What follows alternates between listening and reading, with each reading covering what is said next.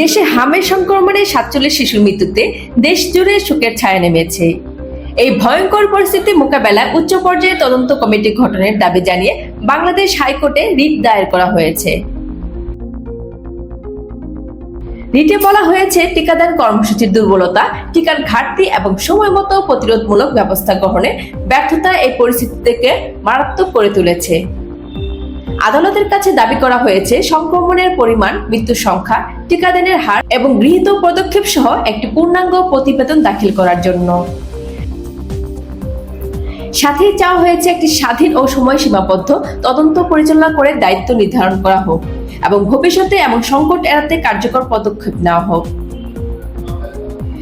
রিটে আরো দাবি করা হয়েছে, চলমান সংক্রমণ নিয়ন্ত্রণ না হওয়া পর্যন্ত দেশের সব স্কুল বন্ধ রাখার নির্দেশ দেওয়া হোক এবং জরুরি টিকাদান কর্মসূচি অবিলম্বে কার্যকর করা হোক, যাতে জননিরাপত্তা নিশ্চিত করা যায়।